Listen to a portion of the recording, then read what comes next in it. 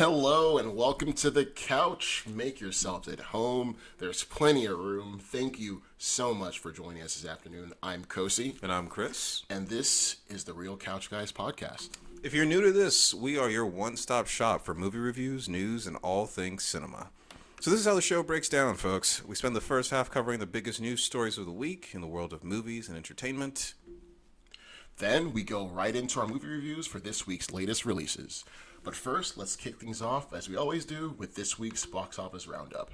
And this is coming straight to us from our friends at Box Office Mojo. So coming in at number one for this week, which is the week of January 14th through the 20th, we have Scream with a total gross of $38 million domestically. Wait, so Spider-Man didn't come back into the top spot? Spider-Man did not come back in the top spot, which is surprising. Scream has some legs to it. All right, Ghostface. Doing pretty good. Okay. But coming in at number second, we finally have Spider-Man with $706 million. Jeez. I believe it's now number four in terms of the highest domestic box office of all time. Wow, so has it passed Black Panther? It has officially passed Black Panther, so that's pretty impressive for them. Hey, Marvel Sony Studios. must be thrilled. Sony and Marvel both. So coming at number three, we have Sing 2 with $122 million. We have the 355 with $9 million. I know they've been struggling. I feel so bad for 355. Yeah, man, but such a great cast, too. Yeah, it is a fantastic cast. Great cast. And then finally, rounding out your top five, we have The King's Man with $29 million. I'd say it's a pretty slow box office week, but I'm actually glad to see Scream is holding steady. I thought it wouldn't have this kind of stronghold on the box office, so it's great to see. And honestly, we haven't had any major releases in the past week, so there's that too. Yeah, we've had Scream and what are the other holds out? Licorice Pizza still hanging in there. Yeah, get some of that Oscar buzz on, but beyond that, kind of slow. That's okay. Yeah, I think the next big release is in 2 weeks with Moonfall, which I am personally very excited for. Oh gosh, Moonfall! Terrible. You know what's funny? Moonfall has already kind of become a bit of a joke online. People are looking at that trailer. They're saying it's pretty much ridiculous. Basically, the Earth is fighting the moon in this thing. There's some sort of alien presence using the moon as a base. I think it's some artificial intelligence, to be honest, but it's housed within the moon. Yeah. And their idea is to throw the moon at Earth, and obviously it's written by Roland Emmerich. No, Dean Devlin and Roland Emmerich. Those guys, the guys that did Day After Tomorrow, they did 2012. Every crazy disaster movie you've seen, this team has been behind. So yeah, I know that some of the billboards have been posting up across the country, and they have things like "The moon sucks." Screw the moon. Screw the moon. In the trailer, there's a shuttle that had graffitied "Screw the moon" on it, or "The moon sucks." And you know what? I think it just shows that the marketing team and even the people making it, they're in on the joke as well. Yeah, they're having a fun time. Yeah, they know it's a movie about the moon falling. They're not going to take itself too seriously, and I don't expect it to. But yeah. I'm looking forward to it. Yeah, I honestly think this is going to be one of those movies that's bad, but you're going to have a fun time watching it with your friends. Oh yeah. Just look at how ridiculous this thing is. And the cast, Patrick Wilson, Halle Berry's in it. Our friend Tarly. Yes. Tarly's in it. Yeah. Samuel Tarly from Sam Game Tarly's of Thrones. I don't know the actor's real name. No one does. But no one does. Even though I have an IMDb tab here, I don't care. You're always Sam Tarly. Who cares? All right. No. With that down out the way, let's hop into our first major news story of the week. And this story is coming from Variety. It's official. Squid Game, Netflix's breakout hit of 2021, will be getting a season 2. The CEO and chief content creator Ted Sarandos confirmed this in a fourth quarter meeting call. Then Sarandos was asked whether or not the second season of the violent K-drama, which has scored the company's highest rating, would come back for a second season. He answered absolutely, and he also replied that the Squid Game universe has just begun. I think that's huge. Just that piece of information. The Squid Game universe, not just season 2, but the whole universe. Yeah, that's the biggest part of this story. Yeah, they have bigger plans, and honestly, just looking up on this, not just season 2, but just how the director Hwang Da-hyuk came up with it. He had been trying for years to get this script off the ground. He and his grandmother had taken out loans to stay afloat. They were under some hard times during the time of him trying to get it off the ground. They were dealing with the debt crisis in his home country of South Korea. And Hwang was inspired by titles such as Battle Royale, The Liar Game, and Gambling Apocalypse Kaiji. So Hwang saw himself in these characters and situations and likened it to his own. So he considered that idea and considered it often and pondered the idea of joining a survival game to get him and his family out of their situation. So when Hwang completed the script in 2009, he just set it aside and just for a good decade just tried to get it shopped out. And it wasn't until 2019 that he got the call from Netflix to come in and produce this. And so, as we can see here, this was a gigantic success. This 9-episode Korean drama was debuted last year in September, and immediately skyrocketed to the top of Netflix charts. Immediately, it became the top 10 in over 94 countries, and it was viewed by over 100 million accounts. That beat the previous record held by Bridgerton at 82 million. And according to Bloomberg, this series generated almost $900 million after costing a meager $21 million to produce. So that is insane. The flip is amazing. I'm just happy for Hwang. It's a great story. Yeah, no, it's a fantastic story. I'm so happy for the director. I know at one point, I think he had to sell his laptop or it was stolen, and he struggled for 6 months just to get the first episode written. Yeah, man. Just trying to figure out how it all works. So this is a wonderful Hollywood success story. Yeah. Happy for them and the cast for all become major stars now because of this series. And I believe the thing that's been so good about Squid Game is that it really puts you in the seat of the characters. It really puts you in their shoes. It lets you understand, hey, and it makes you actually almost ask yourself, what would I do in this situation? What would I do if I had to go do a certain game? Because a lot of these games are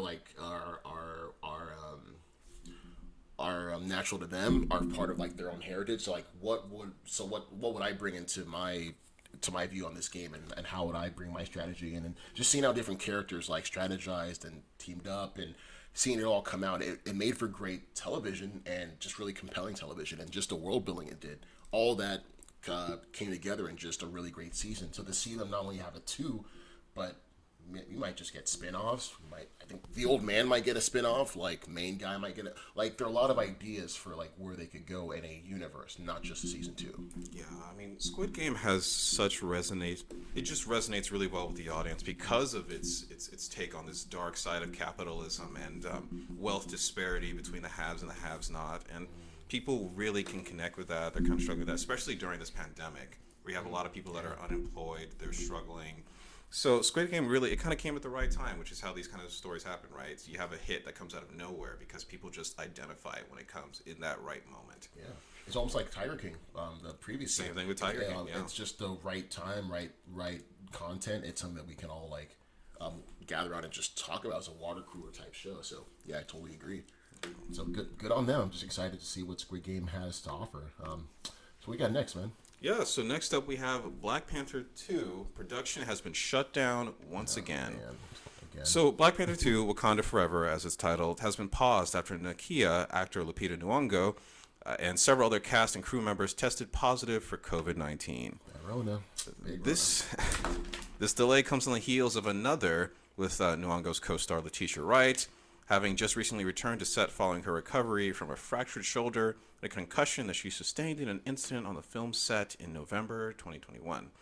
The positive COVID test meant that production on Wakanda Forever was once again halted, a week after resuming, reported THR.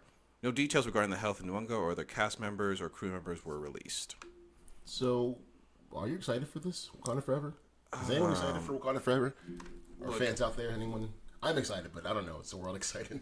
There's been, I don't want to say full-on drama, but there's been a lot of stories about little issues happening on the set of Black Panther 2. And a lot of it centers around Letitia Wright, who obviously has a major role in this film. It looks like she might be the one chosen to take on the mantle of the Black Panther. If they're going to follow the comics, yes.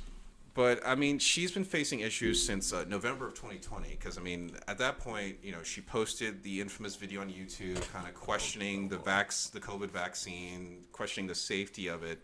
and she got into several heated exchanges on Twitter with her followers about it, and to the point where she had to release a follow-up statement, which I believe says, "My intention was not to hurt anyone. My only intention of posting the video was to raise my concerns with what the vaccine contains and what we are putting in our bodies.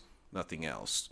So since then, since that whole little debacle, more stories have come out with her behavior on set about people saying she's balking at the COVID-19 mandates and things that are trying to just ensure the safety of the crew.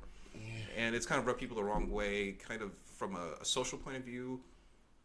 A lot of people are seeing her as maybe someone they don't want to see more of in the MCU if she's going to hold this attitude and So because hold of her things views, people are like kind of pushing back. Yeah, I mean, people are pushing back because she's using her views to kind of slow things down, the process of production. She's kind of being difficult to work with. Right. So And it's so- not her. See the thing, and again, this is a hot button issue when anything comes Right. about COVID. But I think she has the right to just have her beliefs and just question things. I think there's no one should be ridiculed or like put down for questioning, or at least saying, hey, why are things the way they are?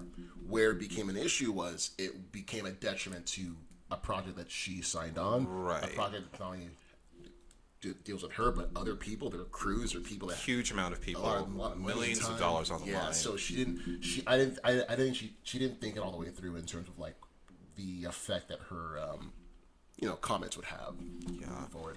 And the crazy part is when this story came out, what was it? Towards the end of last year, there was a story that came out that because of her refusing to get vaccinated, she was essentially grinding productions to a halt. And so, like, within days of that story coming out, it was just a rumor, but people began calling for the recasting of T'Challa.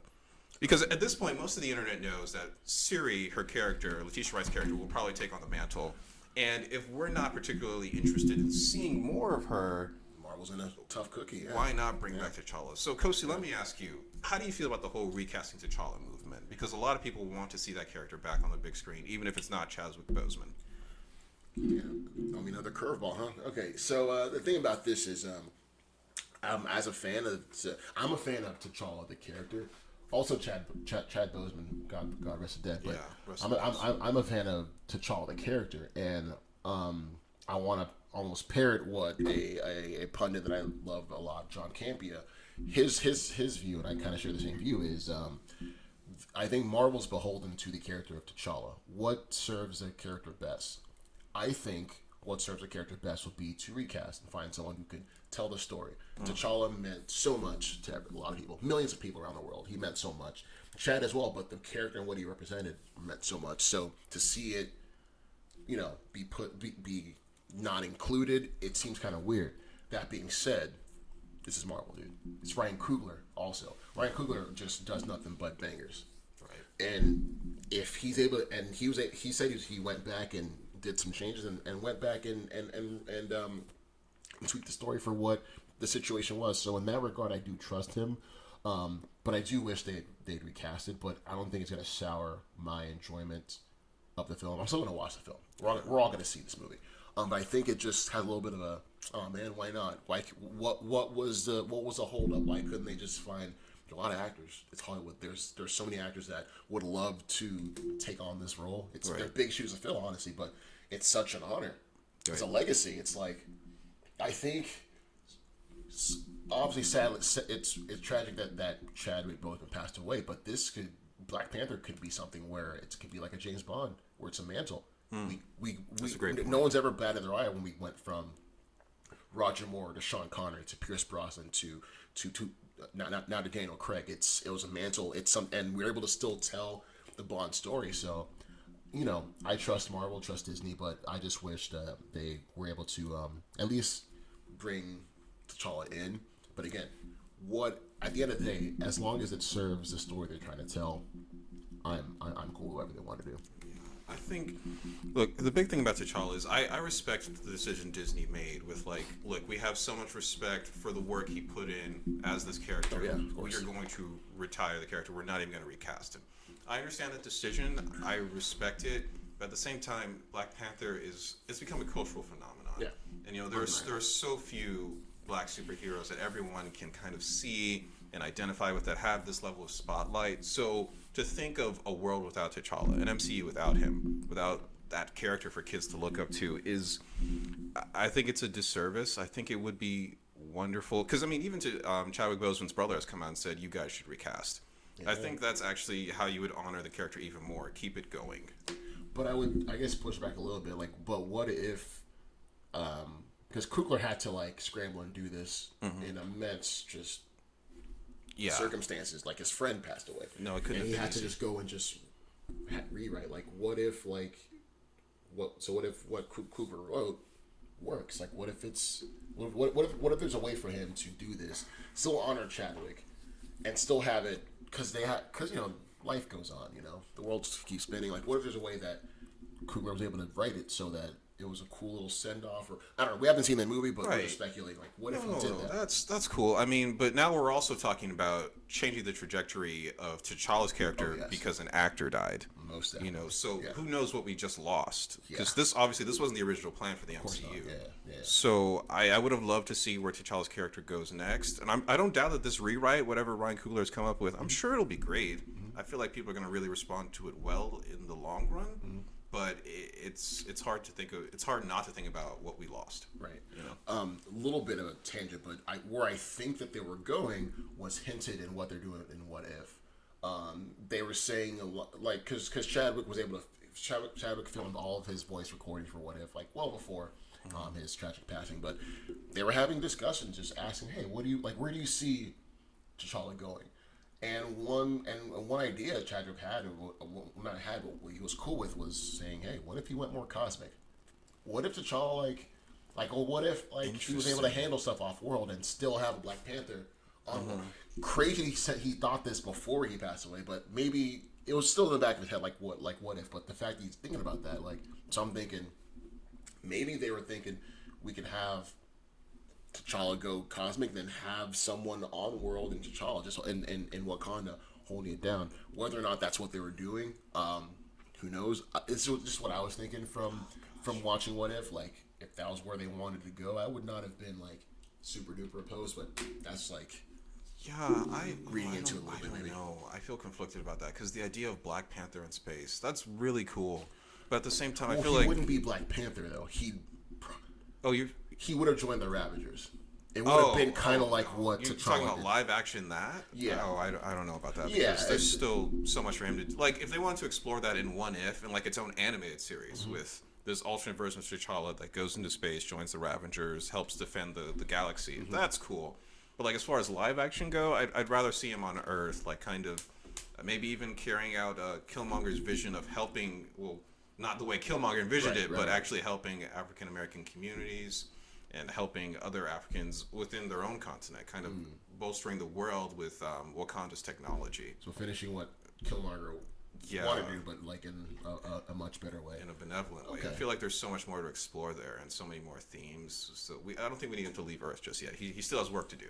Not true. Well, obviously it's not just me and you that want to recast. There's 56,000 signatures on change.org. Right. So there's the movement is definitely gaining momentum as we're heading into Black Panther 2. So as I said before, does it lower your excitement? Are you excited for it? I'm there day one. I'm so pumped for this movie. I'm excited. I don't know about Letitia Wright being the face of this franchise moving forward because she kind of...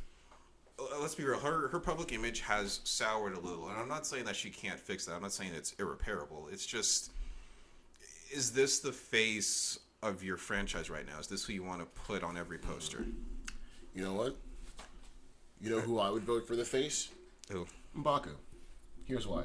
M'Baku, friend of the channel, Winston Duke. Obviously, he was in the first Black Panther. He is Jabari's leader. He has claimed to fight for the mantle of Black Panther. He proved in Black Panther to be trustworthy. He saved T'Challa. He's the one that recovered his body after Killmonger defeated him on Warrior Falls. He brought him back. He worked alongside the family to fight Killmonger and his forces. He was even there. He was there at both the Battle of Wakanda and Infinity War and the final battle in New York in Endgame. This is true. He was in. You can actually see M'Baku running in the big lineup, in the big fight. So I think M'Baku's proven himself to be a defender of the people of Wakanda and people of Earth, which is a big thing. So when it was reported recently that Black Panther star Winston Duke got a much beefier role. He's gonna have a larger role and a much larger paycheck. What that means, we're not sure. I'm of the understanding that maybe there could be a place for him to step into the mantle. I don't know what you think, but I would not be opposed to M'Baku. You know, you're not the only one that wants to see him take on the mantle, and I feel like there's a decent push amongst fans to see him in that role. It's just you have the issue of the way the Wakanda is set up with this, which is essentially the Black Panther is supposed to be part of the royal family, the ruling class of Wakanda. And so, are we in a situation where Shuri, Letitia Wright's character, is just overlooked? And is it a situation where she'll knowingly give up this mantle to M'Baku? I think it's a second. You think she'd give it up? Yeah. I don't know. You don't think so? Because I mean, look, they can find a technicality within the movie, so like, oh, she's giving it up, or oh, M'Baku's going to be maybe even running Wakanda for a little bit while the royal family kind of steps down, because they don't have the physical ability to be the Black Panther and protect.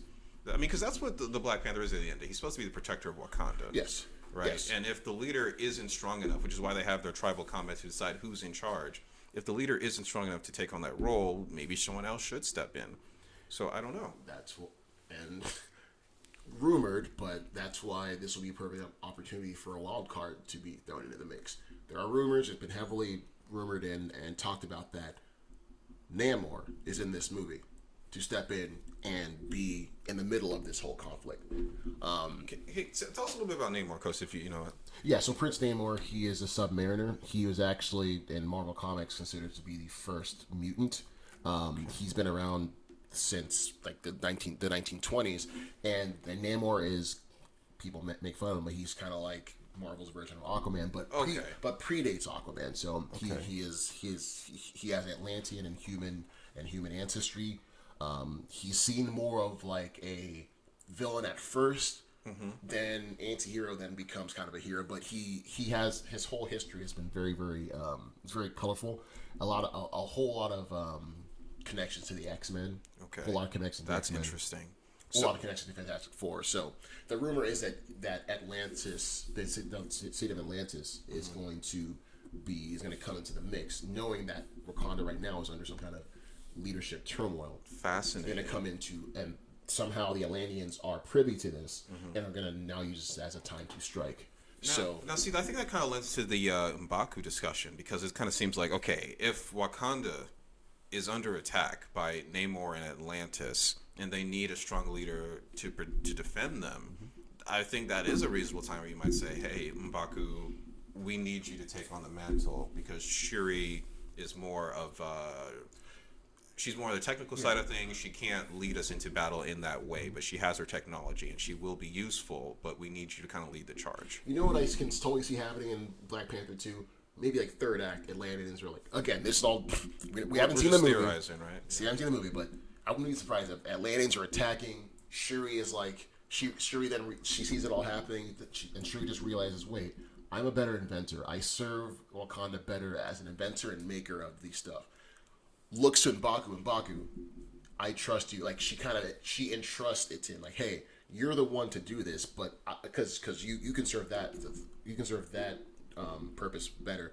I'm the Avenger. Let's be a team in that way. And M'Baku assumes, and then he goes and fights. I like that idea even more, because we get both, right? Yeah, we get to see Shuri try to take on the role and realize, hey, this is not exactly my strength. And it's okay. It's okay if it's not your strength. That's because we have someone else that can kind of back her up, and she can back him up with her technology. And they're still both useful and both powerful in their own rights, and no one. It's not like, it won't be like, oh, you're giving it up to the man. No. Right. She understood that this is not. It's not where it's not her strong suit. Yeah. And again, this is just where we're right now. We're just writing our own third act for right. We just wrote our own treatment of the film, so we'll give us a call, right? I mean, we'll see what happens. We'll see if we're accurate or if it's something completely different that we haven't foreseen yet. So we'll see. All right, coming up next, we are talking about Robert Pattinson. This guy's hot right now. The Batman. The Batman in about a month now coming up. So he has a new movie coming out. As per Deadline, after taking nearly 2 years to figure out his next project following his Oscar sweep of Parasite, director Bong Joon-ho looks to have found his next film, and he's taking a certain Cape Crusade along for the ride. Sources tell Deadline that Bong Joon-ho is in talks to write and direct an untitled film based on Edward Ashton's upcoming novel Mickey 7 for Warner Brothers, and that Batman star Robert Pattinson is in talks to star. Bong will also produce the untitled film for his production company Offscreen alongside Do Choi for Kate Street Picture Company and Plan B. So Mickey 6, I'm give you a little bit of a breakdown. So Mickey 7. Mickey 7 is a book that is not even out yet.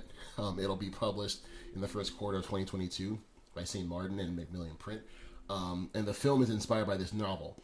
And the novel will follow a character named Mickey 7, and he's an expendable. In this world, an expendable is a disposable employee with a human expedition sent to colonize an ice world known as Niflheim. Oh, that's awesome. So, yeah, right? So whenever there's a mission that's just too dangerous and even suicidal at some points, the crew turns to Mickey, or a Mickey. So after one Mickey dies, a new body is regenerated with the memories of the lost one still intact. So after 6 deaths, the 7th Mickey understands what's happening, what his life is about, and why it's the and it was the only colonial position unfilled, and why he took it. So it's kind of him uncovering the mystery of why he's on this mission, what he's doing, with the other memories behind, and it's so great with Robert Pattinson and Bong Joon-ho. It's cool to see them team up. It's cool to see Robert Pattinson go back to space after High Life, which was another space epic that Robert Pattinson was in, and Bong Joon-ho coming back after Parasite, coming back to this gritty, like almost sci-fi feel. I don't know if you've seen Snowpiercer. It's kind of it's kind of a return to form for both actor and director. So it's really exciting to see. It's a book's not even out yet, but the fact there's been like bidding wars and Warner Brothers already believes in it so much to get such talent involved. It's great. So really excited.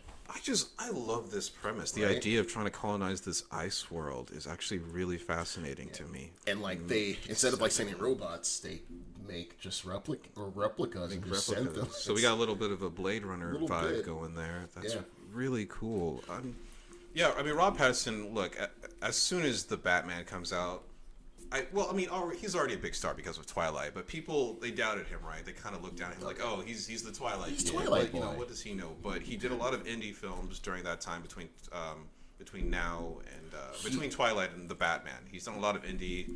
He did that incredible The Lighthouse. He also did Good Time, which was fantastic. Good Time is one of the best movies he's done, but it showed his range. He's shown his range. And I think within Hollywood itself, they don't doubt Rob Pattinson's acting ability. He's amazing. He is amazing. And so I'm really excited to see him take on this new project, get more sci-fi out of him. That'll be really cool to see.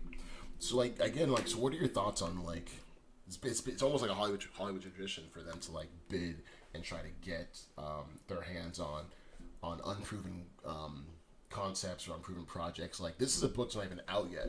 Yeah. You haven't read this yet, but just someone read the premise alone. Like, what are your thoughts on just producers like taking big chances on just premises and just right? Well, I mean, that's what we need to see more of, right? Because people love to complain like everything's a reboot, everything's a remake. Nothing new comes out anymore. But then you have fantastic concepts like this getting made into films, and sometimes people don't see them. And a lot of times people don't see them. They think like, oh, I never heard of that. I'm not going to support that. Oh, that's the issue. Mm-hmm. You know, it's often a lot of times you see the same people that complain about reboots are the same ones that won't give these kinds of movies a chance.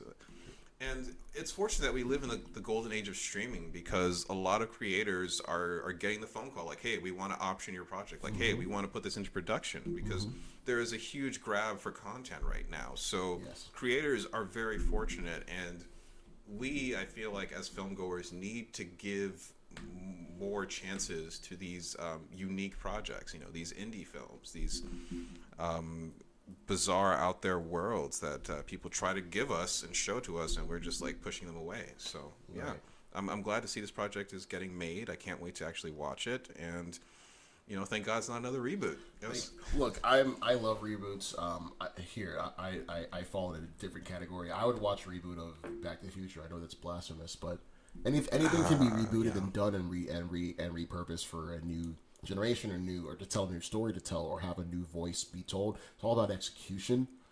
But that being said, the the freedom and that you have with a new story, with a new idea, with something that's not connected to a previous IP. Right. There's some freedom. There's opportunity for you to just like do whatever you want and like really expand and go there. But I understand. I'm a sucker for reboots and and retreads. Just to be clear, I don't mind reboots, but I am big on giving new material a shot. Yes. That's why I love A24. Everything A24 does is, I could say, new and original and unique and has a voice. I love A24. What's that new one that's coming out?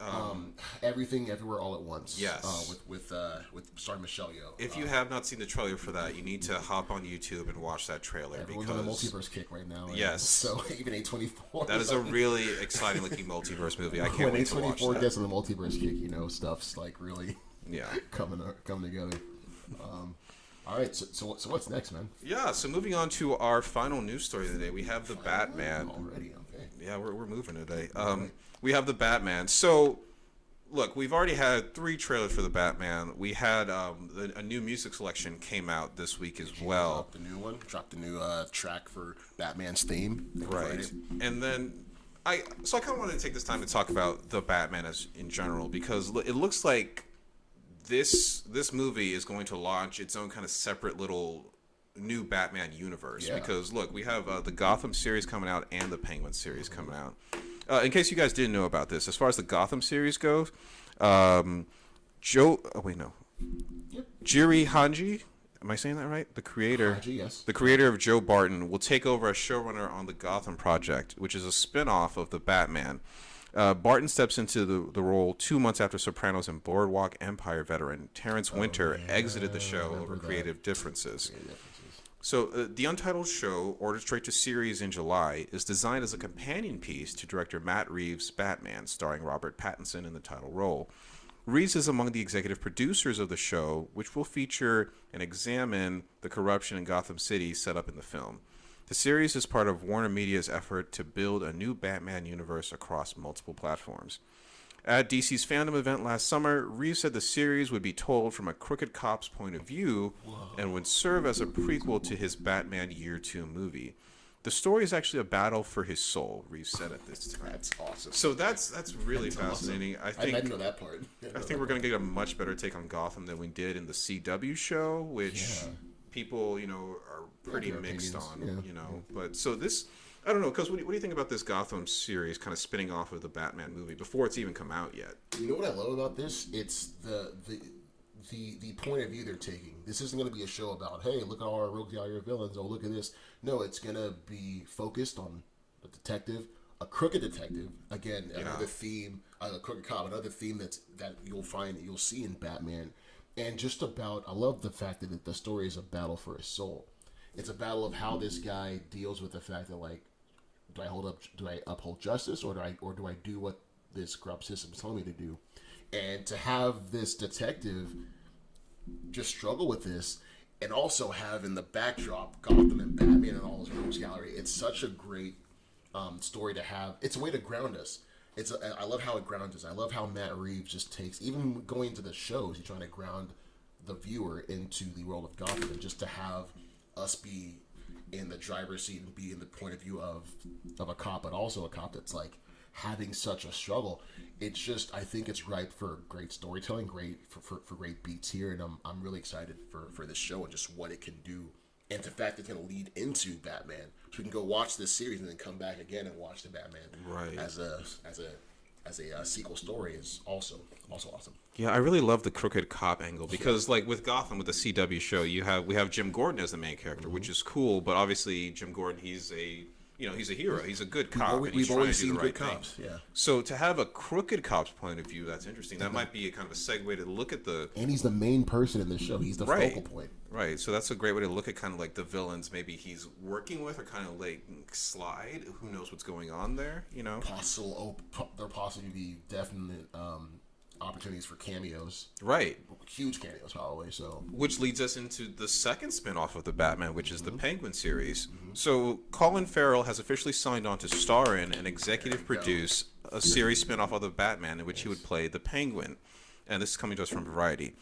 Should the Penguin show go forward, it would be the second spin-off from the series, The Batman, at HBO Max. The streamer has already ordered a drama set within the Gotham Police Department, which we just talked about. And so, get this is the part that's really interesting. It is part of Warner Media's attempt to launch a new interconnected Batman universe across all of its platforms. That's fascinating. So this might just be the tip of the iceberg with what we're getting for the Batman. Interesting. This movie is going to be a huge launching point. I wonder why it's almost 3 hours long, clocking it at. Yeah. Have to lay a lot of groundwork. So, like, we'll have the Batman movie, then have 2 HBO Max 2 shows already. Who knows how many more?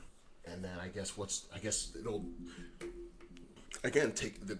I like, you know what I like about this? DC. It took them about 6 years, but DC's really learning the right lessons from Marvel in terms of, all right. Yeah, say more on that. Yeah, I think the lesson they're doing is that we could tell stories, right? We can tell these big sprawling stories, which Marvel's been just has set standard on, and tell these stories through all of our available platforms. Marvel has the movies, but now they have Disney Plus. Warner has some movies, but now they have HBO Max, and they're able to tell this big sprawling story using all the things they have in their arsenal, which is their movies and TV shows. So the fact that now they're able to then use so the reason why I said that they learned that lesson from Marvel is that they took that and they're running with it, but they're still doing this as its own shared separate Batman universe while also still having their own DCU. Right. So they're able to still keep up with what they've done and what made them successful. Individual movies, there might be some connectivity, but it's whatever. We're making good movies. If we want to get connected, we can. And this avenue of the Batman allows them allow them to tell those kinds of stories. So they have their DCU where they can tell like their crazy bombastic stuff from like Suicide Squad to Man of Steel to BVS, but then you get a separate pocket universe where they can tell a sprawling story too, but using the film and HBO Max and their media platform. So I love that they're doing that. That's great.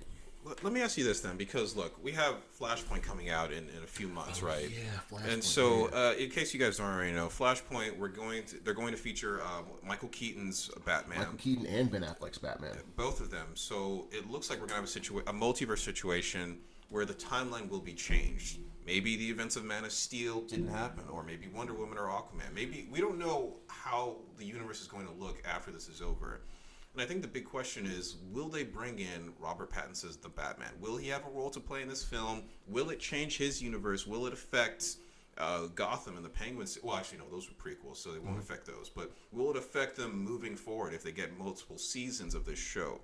Do we know if Flashpoint's going to affect his universe? We don't know yet, but if we're going by what the comics have done, the Flashpoint was used to like reset everything. Right. So if we're going by what the comics are saying, the Flashpoint could potentially, we don't know this, Flashpoint could be used to potentially close the chapter on, the DCU as we know it. And then it'll then give rise to a new pocket universe where we have like a Robert Pattinson Batman, but then there's still movies but then we still have movies coming out like Aquaman 2, which clearly takes place within the current timeline. Well, see, is it current or the DCU time? Aquaman 2 apparently is all we know. When does it come out? Is it before or after Flashpoint? I can't remember. It comes out after Flash. So Flash comes out November 4th, right? And then Aquaman 2 and the Lost City comes out on December 16th. So Flash would have come out a full month beforehand. Okay, so then Aquaman 2 has to take place in this kind of whatever rebooted Flash universe we've got going. And maybe for the purposes of Aquaman 2, the universe doesn't have to like be completely alien and different. It can still be just a world in which Aquaman exists and he still remembers the events of his first movie. Maybe one or two things were changed. I mean, we do know he's working with his brother Ocean Master. Yes. So maybe they have a better relationship than they did originally. Maybe they're just saying like, oh, the universe has changed because of Flashpoint, but it hasn't necessarily affected Aquaman's world that much. Yeah, I think what will happen is the don't know. Flashpoint will happen. It'll tie everything in a nice little bow. Yeah. But moving forward, it won't stop them from still just telling an Aquaman story, or from telling Shazam: Fury of the Gods comes out next year. Right. And that one, who knows where it takes place. So but then again, this is all with releases. Some of the stuff sort of come out last year, so That's true. So it's kind of the same thing that Marvel's going through with like their whole slate. Things just got moved around. Yeah. What I think is happening with this Flashpoint movie is like it's going to give some closure to Ben Affleck's Batman in DCU. Maybe Definitely. some closure to Michael Keaton's Batman and his universe, and it'll just be used as a closure type film to then usher in a new era or a new crop of movies and heroes. Yeah, Flashpoint it's a great way to clean the board and keep what you like, get rid of what you don't like. Most definitely. But then that raises up the question of the Batgirl movie, which Also will have feature Michael Keaton's Batman. And Robin in it too. I don't know if you saw some of the set photos. And Robin, right? Yeah. So is that's a post Flashpoint world, right, where we're in that new universe, I believe. Yeah, and it gets even more confusing because not only is Michael Keaton in that, but Jim Gordon, played by J.K. Simmons, who was in the DCU as Right, Jim he's the Gordon. current DCU. He's also Jim Gordon this, which Jim Gordon is her father, if we're going by that. So a lot of things that I think this stuff will be answered a lot once you watch Flashpoint. I mean, a lot of this is conjecture on our parts, it's right? all We still don't know speculation. for sure. Yeah. I'll say this to people listening: it's always fun to speculate and just have theories. That's the fun part.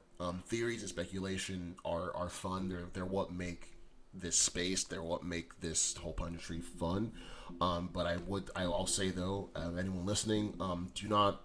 Again, I have to parrot what great John Campea says. Do not allow your expectation, or do not allow your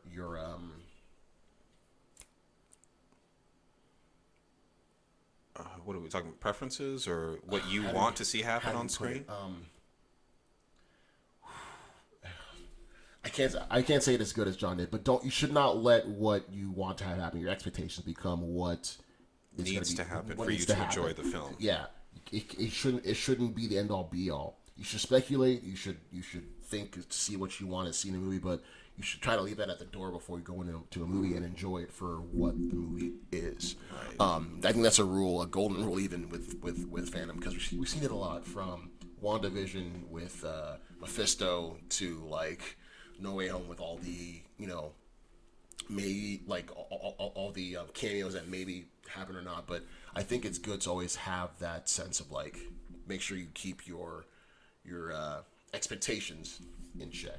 Yeah. One is a little sidebar for that as well. No, that's a great point, man. So, I mean, yeah, at the end of the day, I'm sure we're both really excited to see the Batman. Oh yeah, of course. I mean, everything we've seen so far, from the trailers to the music to the announcement of spin-off series, just gets you more pumped to see the actual film. And it really is going to mark, I think, a special kind of turning point in the DCEU. I mean, even more so than Flash kind of reimagining things for them. I think the Batman is going to get the DCU back on track to where it wants to be. So, just closing thought then, where do you see this going? Do you see this Batman movie being like a one-off movie? Like, I know we're gonna get like the series, but do you think we'll get like a traditional 1, 2, 3 trilogy? I feel like it's rare to see a studio put so much emphasis and like hope on a movie that hasn't even come out yet. We already have show announcements. We have, this is going to be a universe across multiple platforms. For them to put so much into it, that means that they have an incredible amount of faith. It must be good. That it must be an amazing film, and they must really expect it to get a huge reaction from fans. So I'm just gonna buckle in and kind of absorb everything I see with them. Do you think your boy's gonna be in it? You have your. Do you think you know who's gonna be in it? Who? You said. Oh gosh. Okay. Well, we need to look up his name. For those who don't know, Barry Keoghan. There have been rumors that the Joker will be in this film, played by Barry Keoghan is the name. He played Druig in the Eternals. And so yeah, I You think he's Joker? Well, that's the rumor. Look, we have, what is it? We have 3 separate villains in this film already. We have Penguin, we have Catwoman, and we have Riddler. I don't think it's unheard of to say the Joker might have a small cameo in there because they're doing a lot of world building, and they need to do a lot of world building. Do you think it's overkill having a 4th one show up? Usually I would say it's a lot, but at the same time, they're pinning a lot of hope on this Batman movie, as I just said. They want to build this universe, and they want to branch it out into different areas. So if you want to throw everything at the wall and you think you can handle it, because obviously they do seem to feel like, oh, this is going to be a huge success for us, go for it. We've already seen Spider-Man No Way Home use 6 different villains, and it's fine. It worked. So it's possible. I think I agree to an extent. I think it's all about how they hit the usage and whatnot. Like, If he's in the movie as who we think he is, and we think he's the rumor is it's Joker. If perchance it's Joker, someone is a Batman villain that big. Like if it was for Mr. Freeze or Mad Hatter, like if they threw him in, yeah. But this is Joker we're talking about. That's like his OG villain, and I said earlier, like, remember what Nolan did in his Batman Begins? All he did was reference Joker with a card. Right. And everyone on Earth knew exactly what that meant. And I'm hoping they kind of do something similar to that. I don't have to see the actual Joker person, but a card, a mention, something like that, that's Nolan-esque, I think would work, because I'm afraid that if you just bring a 4th person in, like a cool, like, oh, new characters in, it could, not saying will, but it could feel kind of shoehorned in. Again, it's a 3-hour long movie. Maybe there's room for him, but I'm just afraid. I just hope that he's not shoehorned in. I'm not opposed to him being in there. I just hope he's brought in a cool, really cool way, because it's Joker. You have to come correct with Joker. Let me put this proposal out there to you. We've seen the Penguin get his own spin-off series. What if they kind of throw in the Joker in last minute at the end to set him off on his series and announce it the same week the movie comes out? A Joker series. Because look, the Joker with Joaquin Phoenix, that was $1 billion film. Yeah. People love this character certainly more than the Penguin, and the Penguin seems to be getting his own series for some reason, which I'm still not sure yet. I think because of Colin Farrell. If you have Colin Farrell, you keep him to work with him. But how would you feel about that? Like, let's say we do get that Joker cameo, and it's the announcement of the spinoff. A Joker, I would rather have that announcement be, again, not to harp on Nolan again, because it's just Nolan did such a good job, but I'd rather have that, if we do see him, it's a harbinger of him in a sequel movie. I don't think again, I could change my mind anytime, but I don't know if we would need to see a Joker spin-off show. In the regard of this, well, again, this is just saying, hopefully, I'm not saying this is what they're going to do, but I don't think we need to see his origin or where he came from, because I wouldn't want to see he's an enigma. But Joaquin Phoenix's Joker was one of the few exceptions where we saw his origin and it worked. And right. But I think we don't have to do that a lot. But it's not like the norm. With Joker, he's mystery, he's chaos, he's all that stuff. We don't have to see where he came from. More so, if there was a series on Joker, I want it to be just about him being a crime boss, him just messing stuff up, him and his rogues. I don't know. It's how I'd want to see it, but that's like a perfect scenario.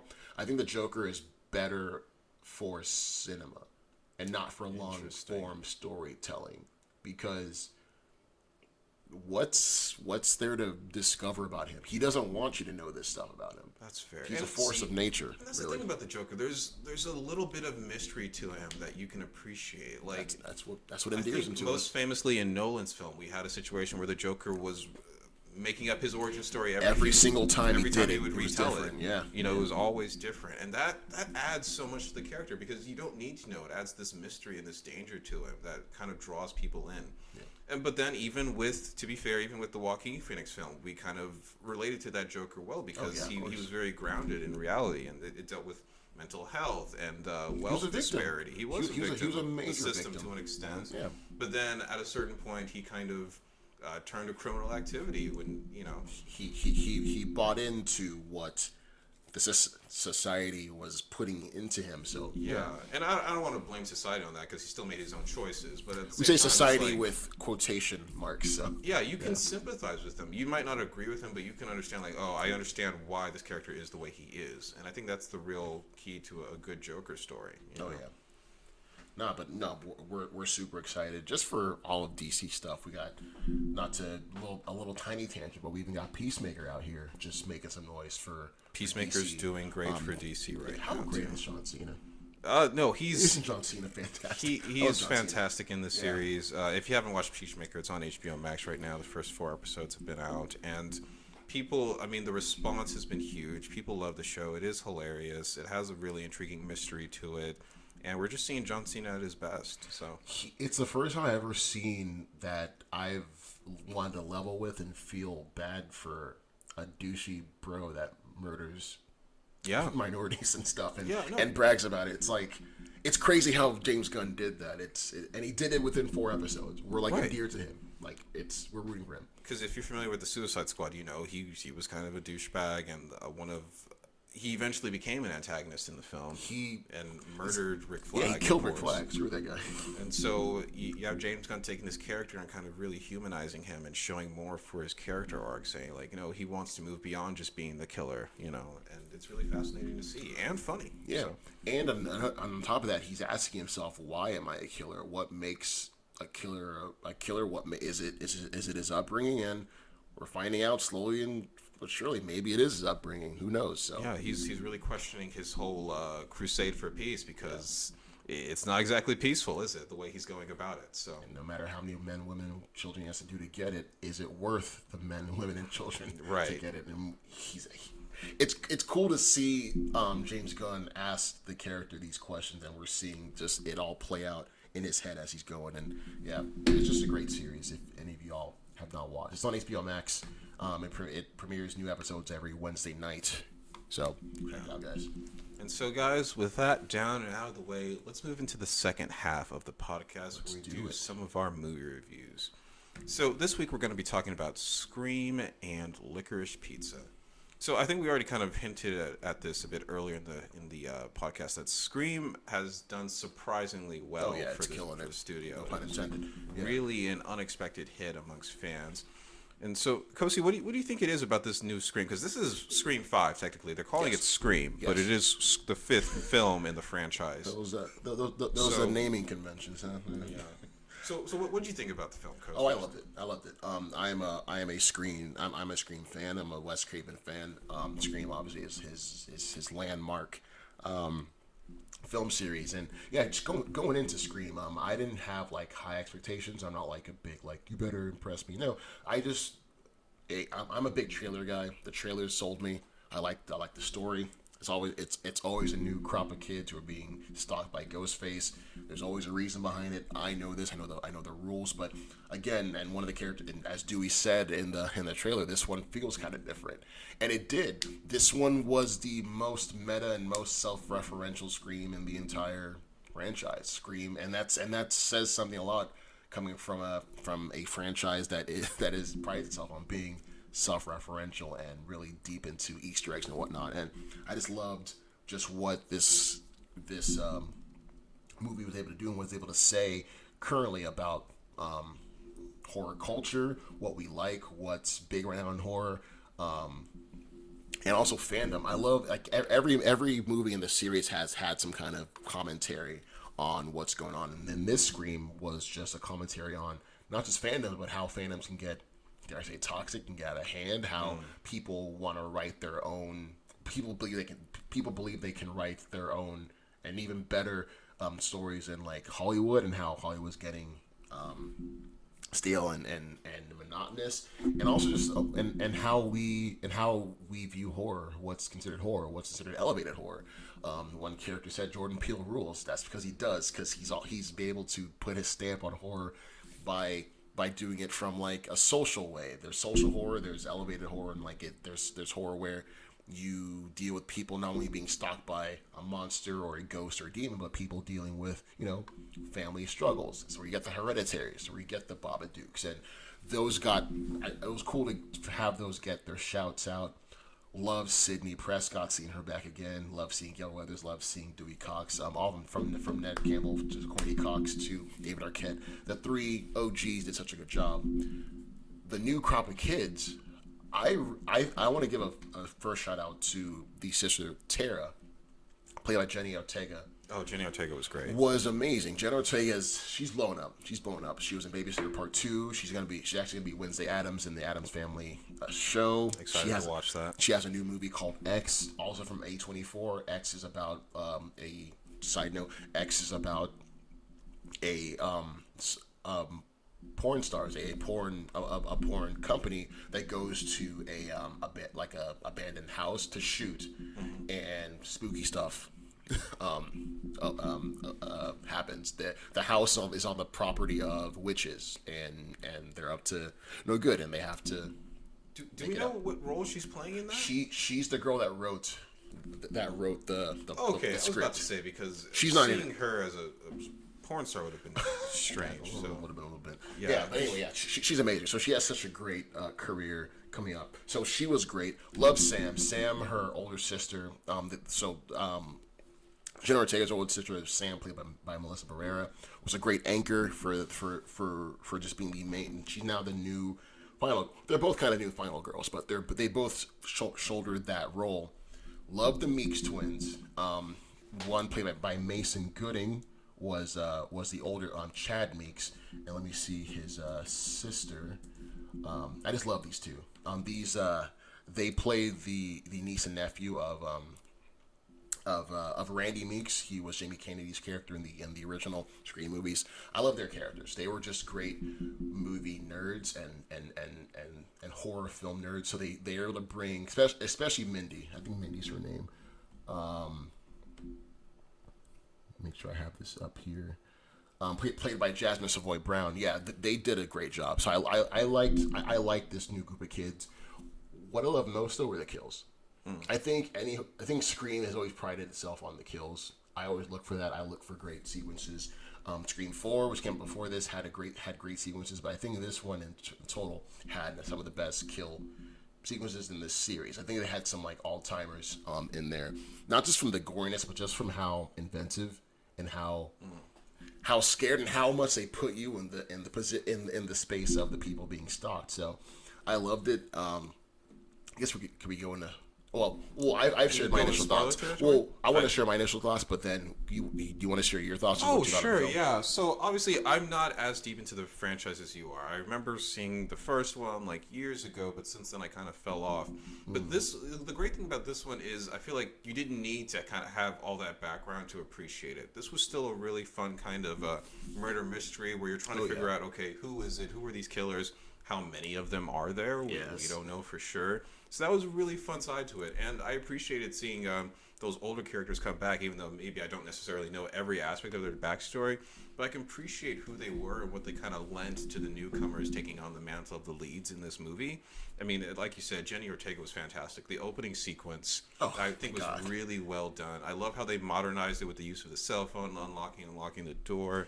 You know, kind of brought it into the modern realm. Also, really the urgency in which the Ghostface acted in this version. He was, I guess you haven't seen, he's a lot more ruthless and a lot more brutal in this one. Yeah, there's something malicious. He's scarier. He's actually scary in this, and that added to it. And all the kind of meta references to the film itself, kind of just, you know, it really, I think it's kind of a love letter to the fans as well. It kind of brings the audience in as you're watching it, like, oh, this is how people act in a horror movie. This is what we're trying to do to avoid making their mistakes, but we inevitably still kind of make similar mistakes. So it's actually really fun and interesting to watch. You know what I love? The two black kids survived in this movie. That is true. That is very true. I freaking appreciated the hell out of that. Radio Silence, the guys that directed this, they understood on that. Yeah, I think. Do you want to go into the spoiler? Let's talk about a couple spoilers now. Sure, let's do it. The reveal of the killers. My goodness, I was sitting next to you. I legit was like, holy shit, that happened. Yeah. And it's revealed that the killers are. Oh my god! Shout out to the killers are played by. Well, I mean, I don't know if you want to go that well. we want to say their names? Amber is one of the killers. Okay, we're doing it. And Richie is one of and Richie. So again, taking their cue from Scream 4, which had a double a double tandem of killers, a boy and a girl. I like that callback, but just his name is he's played by Jack Quaid is Richie's name. Jack Quaid is the son of Dennis Quaid. He's also plays Huey in The Boys. I didn't know he's the son of Dennis Quaid. Yeah. Same smile, yeah. Dennis that's Quaid interesting. Dennis Quaid and Meg Ryan's kid. He was excellent. I didn't see it coming that he was in on it too, because it was pretty clever because they kept alluding to him, saying like, "Oh, well, this guy's got to be him," early on. So we as the audience, we brush it off, so like, okay, well, obviously it can't be him because you're telling us it's him. Yeah. But then they come back and it comes full circle. It's actually really cool. It came full circle, and another cool callback was the other killer, Amber, the actress. Let me pull her up because she also did a great job. Again, it's a testament to their acting ability, because I was not able to know or tell like what they're on. Mikey Madison is this girl's name. All 5'3" of her, Mikey Madison. She was the other killer in this. She unfortunately had the pleasure of taking out Dewey. She was the killer that killed Dewey. Yes, Dewey dies. I hated it. It was a stupid way to die, but Dewey went out like a champ. But I hated it. I hated it. I'm sorry, what were you saying? No, I just have a quote here from what is the original lead's name? From Sam? Nev Campbell. Nev Campbell, yeah. And she was saying that when they basically Variety asked her about Dewey getting killed, and her quote is that I was devastated. I still have trouble wrapping my head around it. I still question whether it was the right choice, because from what I'm hearing, there are a lot of fans who are really upset. So it seems like going into it, they knew there would be some backlash to this, but I feel like in the context of the film, it works really well. It catches us off guard, and it did that. I will say that I was surprised, did not see it coming, and it was still. This is why it still works. Even though I disagree with it, I don't like it, I thought it was dumb, it's still in character with what Dewey would have done. That's what Dewey would have done. It still harkens back to just the rules of horror movies. We got to double tap your villain, but sometimes it doesn't go that way. But anyway, back to the killer, the actress named Mikey Madison, who played the killer that killed Dewey. She was also in Once Upon a Time in Hollywood. She was part of Charles Manson's crew. So at the very end, when those three kids that come to kill to kill Brad Pitt's character, so they're the kids that he fights. So there's one boy he just takes out and stomps on him. One girl he smashes her, but the last girl that Leo lit on fire, that's the girl that was the killer. Oh, they used the same kind of way to kill her. It was kind of, and in Scream 5, she was also killed using fire. Had the same exact scream and everything. It was almost like a very, very subtle nod and wink to the audience if you are privy to that. So yeah, I loved it. I had a great time. You can tell the filmmakers and the cast all had a good time just doing this, and so I had a blast. So, let me just ask you this, since before we head on to the next movie, are you excited to see a sequel to this, maybe with the younger leads taking over the mantle of the franchise and like the older characters just full on retiring from it? Quite frankly, I'm good with where this ended.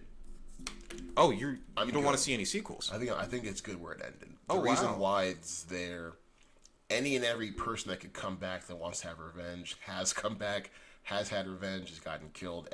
They've kind of turned over every stone to do it, and the way they left this, and the way it ended, especially where it ended, the final third act takes place where the third act of the first movie took place at Stu Macher's house, one of the original killers. It takes place there, and it even ends in a similar shot as the original movie ends. I took that as a way to say, hey, it all came back in a nice little loop, a nice little bow to tie it off. Sidney Prescott and Gil Weathers, both their arcs are done. I think they both exercised whatever demons they still had, albeit trauma from the earlier killings and just trauma just being around these new ones. They're able to exercise them and get them and let them go. That's why I loved when main girl Sam asks Sydney at the end, "Am I going to be okay?" And Sydney was able to reassure her. And I think that was just a way of also talking to us, the audience, saying, "Hey, y'all are going to be fine. Like you have this amazing series of movies to watch. You come from start to finish, but again, it is Hollywood, so Right. I will never say never. For me personally, I'll be done. Basically, the next time we'll see another Scream movie will be 2033. I'll give it another 10 years. But this one's doing so well. Yeah, that's the big Who the thing. hell knows? Because Who knows? look, if you didn't already know, this Scream movie in its first week made bucks. more than the last movie made in its entire run. Say that one more time, cousin Chris. This new Scream movie made more in its first week than the last Scream movie, Scream 4, made in its entire run. Yeah, man. Buku Dolores. So it feels like at this point a sequel is probably guaranteed from the Hollywood point of view, you know. Well, and in that case, since you're asking what it'll do, I say they should do what they wanted to do in Scream 3 originally. I think I was talking to you about this. So the original idea for Scream 3 was to have Stu Macher. Stu Macher was played by the great Matthew Lillard. You can know him as Shaggy from Scooby-Doo. So Stu Macher in the original movie, Sidney Prescott, played by Neve Campbell, fights Stu and kills him by throwing a TV on his face, and Stu seemingly dies. In the original draft for Scream 3, that was scrapped eventually. It called for Stu, now disfigured from having a TV fall on his face, is now training a army of ghost faces. So not just two, but like several ghost faces. that would be awesome. And so that final third act included, which sounds awesome. That final third act included multiple reveals of, oh no, there's another killer. Oh no, there's one more killer.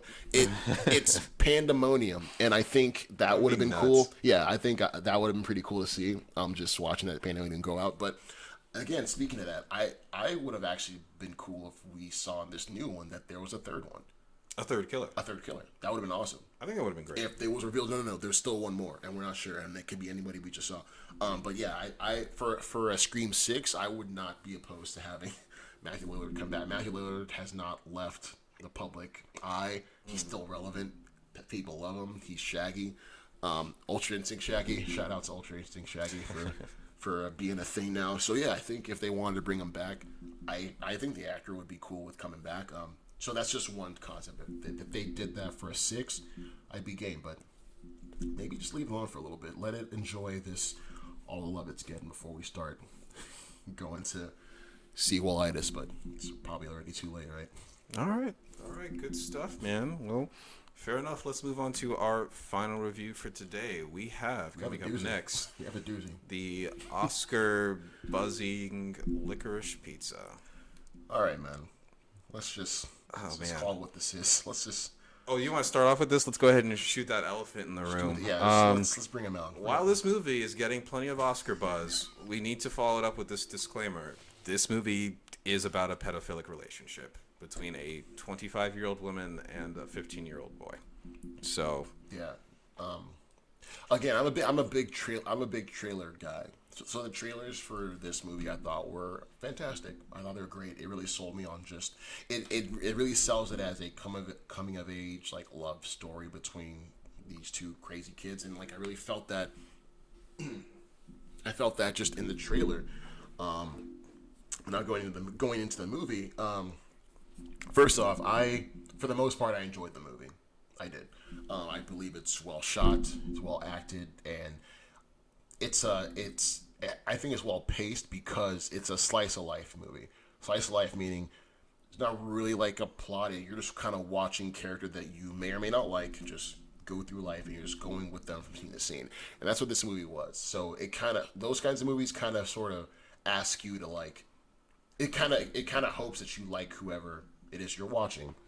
In my regard, I happen to like the characters enough to keep going with the story. But I have to say, it was bothersome to know because early on in the movie, it's stated that Gary Valentine is the boy's name. He says, "Hey, I am indeed 15 years old." And I guess I want to ask you, like, what are your thoughts on just that? Licorice Pizza. Let's start with the trailer because Look, the first time I was watching that trailer, I was like, "Oh, this seems like an interesting coming of age story, right?" And then the next few times it came up in theaters, I was watching this trailer. I realized something. There are a lot of gratuitous shots of the female lead, Alana Haim's character. We get plenty of her legs, her chest. I mean, she's in a bathing suit frequently, and that is exactly what we get in this film. So you got a problem with her showing too much, or I feel like I mean, usually it's fine, but it feels gratuitous in this film. I feel like we get a lot of shots of her in a bikini, a lot of shots of her in a short skirt, and us putting emphasis. The camera follows her legs. And then, for whatever reason, she's the only character in this film that doesn't wear a bra, and the camera likes to remind us of that frequently because we get a lot of shots of her chest. Was that how it was like in the 70s, though? Even if it were that way, which I don't think so, but like even if it were, she's the only character that's objectified in that way. So it seems bizarre that just this one female seems underdressed while everyone else around her, including the women, are just in normal clothes. You know what I got from that? And I could be wrong, but what I took away from that was it was to show how much of a schlub and how much of just not there yet her character was. Her character just didn't care. I saw it as a reflection of just what was going on in her inner turmoil was shown in an outward way. She had terrible way of like connecting with people. I think that's how she grew as a character, because she just didn't know how to connect. She was used a lot. She was objectified. So I could see why she would dress that way. Then again, why is the cameraman making those following her? Yeah, why is he making those decisions with the shots? I guess. Right. I mean, even if that's what they were going for, we don't need to see her nipples every other scene, or her legs every other scene, and her in a bathing suit every other scene. One of them was played for laughs when she flashed them. That was played for laughs, and you did not see them. Played for laughs. You didn't see them. We don't see her actually flash, but it's like we get plenty of her body throughout this film, and that wasn't necessary. But that's actually not even my biggest gripes about this film. Look, at the end of the day, this film, it doesn't have a plot. It's characters jumping from one incident to the next. And Kosi, as you've pointed out several times, someone could say the same about Once Upon a Time in Hollywood. But that movie works because I feel like we get a lot from those characters. We get to see full-on character arcs from them. We get to see their inner turmoil. We get to see how they grow. But with Licorice Pizza, we have a situation where there is no plot, and it's hard to find the actual character development for our two main leads as the film progresses. Do you think you would say that if you like these kids? If you like these kids, would you enjoy the film? No, would you think you would say it has no plot? Because I agree it does not have a plot, but I liked them and I was still able to follow what was happening. There's still some semblance of what's going on because I think there's... I don't know if we can say that for this film because things happen and then there are no consequences. And the characters don't discuss it, which is another issue I have with this film. A lot of the times, things will happen within their relationship or in life to them, and it's never talked about between the characters. Like, for example, Alana's character, she follows Gary, right, our main character, on a trip to one of his acting jobs, and she ends up hooking up with one of his coworkers. And they go back, and basically she's dating the coworker. She has him over for dinner. And then they unceremoniously break up. And Gary never brings this up. They never discuss this incident. And the same kind of situation happens again where Gary meets a girl. He starts hooking up with her, dating her for a little bit. And Alana never brings it up with him. They never talk about their relationship issues. I saw that as, again, of the lack of communication, immaturity, and just how at that point in their relationship, they just weren't... It was a show, not tell. They were showing how they were dysfunctional, how they just were toxic. They were showing it. Instead of having them have a big, movies, how they have like a big fight in the ring, like, you don't care. And they never had that. It's just you were able to just see in the midst of all of this, going from scene to scene, how they didn't communicate very well. How in the beginning, they didn't communicate. They didn't really trust one another. They didn't respect one another's feelings or whatever. Because I think he even called her out on it, and she just was nonplussed about the whole thing. I think it was just to show that, look, right now these kids they're falling for each other, but they're both doing a pretty crappy job of falling for one another. But I just wish Gary was the same age as she was. Yeah, because when I say falling for each other, it's like Gary's a little player. He's a Mac. That boy has lines. He's 15, right? Mm-hmm. but he was able to spit his game to a grown woman, like convincingly so, and get her to go out with him. Like, so he's like the aggressor. So would that be looked at as like such a bad thing? It's not any better Okay. because this is another issue with the film, right? We have Gary. He's supposed to be 15. It's just that he has no parental supervision. He seems to have unlimited money to create whatever business he wants, whenever he wants. Yeah. He doesn't need to worry about school. We see him at school in the opening scene, and then it just never comes up again. Well, no, like that was summer. School was coming out. So school was late. That was the last day of school. Was it summer? Yeah. That was the last day of school. Wait, so all of this movie takes place in a single summer? That was the summer of '73. He opens up 2 businesses. He was like... Well, one failed, and the other one opened up. It was the waterbed one. Well, 2 businesses: the waterbed and then the pinball one. Oh, the arcade opened. The arcade opened up at the early end because you used. Okay, I see. Yeah, so now we're saying all this happened in less than 8 weeks. Like 3 months. It happened in 3 months. Okay, well, because it was pictured issue too. Yeah. We don't know. The timeline's a little bit fuzzy for this film. A little bit. And things happen. Look, things happen in this film. Like early on, Gary is arrested. At one point, they destroy Barbra Streisand's house. Shout out to Bradley Cooper. Look, big shout out. Oh my gosh. To be fair, let's take a second. Let's take a second. Of course, the best scene. Bradley Cooper, he was a hired gun. Hired gun came in, probably did like a day, maybe 2 days tops. Came in, put on a wig, did that. So fun fact: Bradley Cooper played John Peters, who was dating Barbra Streisand at the time. John Peters got his start in like the music industry, but then took that money and then went into movies. John Peters produced Batman '89. That was him. He produced Batman '89. Wow. He wanted to go make a Superman movie. Our homie John Schnepp did a whole documentary on him. Right. He wanted to do the Superman movie that was scrapped, had the big spider where Superman fought that spider. That was his idea. Yeah, John Peters had a big thing for spiders. I'm kind of curious I would want to see his reaction to how he was portrayed in this film, because at one point his character kind of, I don't want to say full on sexually assaults, but I mean, he forces Alana to kiss him, basically. So I don't know how he feels about that. But look, just going back to it.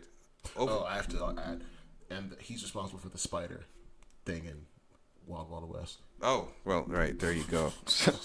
he got his dream. So yeah, look, I feel like going into this film, no plots, very little character development, the odd situation where the characters choose not to discuss their relationship or the incidents that are happening around them.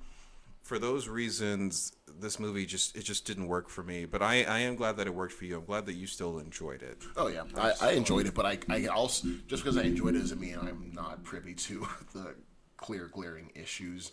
Yeah. Just my one issue is just the age, but other than that, if their ages were changed, I would not have had this weird feeling. But the weird feeling, I guess, still didn't ruin my experience, because again, Paul Thomas Anderson just makes great movies, great looking movies, great sounding movies, great with great performances, and everybody did a great job as a character. And I think Paul Thomas Anderson maybe, and he's been pushing back on this, saying, hey, it was based off of like a real person, and this is what it was like back then. And like, I can understand, you're an artist, you defend your work, but understand this: people are going to have their own opinions about your work, and they're going to have their own thoughts, and as an artist, you got to just be okay with that. Right. He put out what he thought was good. I don't fault him for it. Yeah. A strange choice, but I don't fault him. A lot of strange choices were made. And, I think we talked about this previously, but this movie, if I didn't already know it had all this Oscar buzz on it, it wouldn't have occurred to me that this was an Oscar-worthy film. As much as I liked and enjoyed, nearly loved, but just really, really liked, I wouldn't personally nominate it for Best Picture. But I think it should still get nominated for other things, like costuming, production. The whole production is great. It was great. Production's on point. It felt like I was watching a movie from the 70s, like legit. But I wouldn't say it's like a best of the year. Right. Something like I personally, I would rate House of Gucci. House of Gucci is like my best of the year. One of my House best Gucci, of the year. No, that's fair. House of Gucci is great. I haven't seen Last Duel, but Last Duel's getting a lot of love. Last Duel's a great film. Tragedy Macbeth getting a lot of love. Yeah.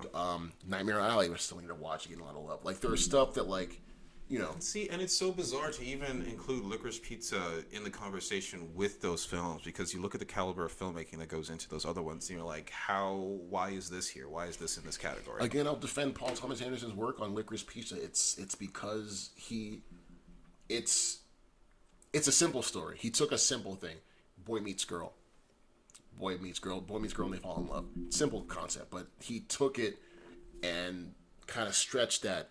And dare I say, in his own way, not that I agree, but in his own way, he turned that concept on its head. Whether or not it worked, the whole boy meets girl concept, but turned on its head. Whether or not it worked, it's up for our interpretation as the audience. But I don't fault Paul Thomas Anderson for making those decisions. Do I agree with them? No. I would just have easily just aged him up, and just kept it. It would not have. His age has no bearing on the story, how it goes, Exactly. how it happens, nothing. This boy acts like a grown man throughout the film. He's actually more. He's more mature than Alana. His character is more mature. They'll throw in the fact that he's making masturbation jokes to say he's immature, but at the same time he can start a business on a whim. He's very good with people. Grown man. Yeah, he's more effective than most grown men. So it's a bizarre choice to say he's a teenager. Philip Seymour Hoffman's boy. That boy is gonna go places. He's good. Oh, I don't doubt that. Yeah, he is good. I'm glad and for his first movie. Right. For his first movie, that boy's like 19 years old. First movie. This is like his first thing. To get this much Oscar buzz, I'm happy for him. Like, in that regard. would you watch stuff with him in it if he's in another movie? Oh yeah, no, I have no issues with the actors themselves. I'm sure, like, their portrayals were fine. It's just I wish they had better material to work with. Yeah. Hell yeah, man. But good for him. Ladies and gentlemen, I think that will just about wrap it up for us this week. Yeah, we're good to go. We're still waiting for more movies to come out, and once they do, we will be here to give you our thoughts and opinions. Yeah, just again, thanks for. We'll be trying to compile just more stuff to give you guys. Be on the lookout for. We're going to be doing a little breakdown of not only the Avengers, but also Spider-Man. The first Spider-Man by Sam Raimi. The Avengers turns 10 years old this year. Spider-Man turns 20, so look out for that. We're gonna do like a real cool like retrospective breakdown of just what they mean, what both movies meant to Marvel and to the whole movie space in general. So look out for that. But as always, you can always come back here and hang out with us no matter what your opinions are on movies. Love them or hate them, just know that there's always room for you on this couch. So thanks so much for joining us. Until next time.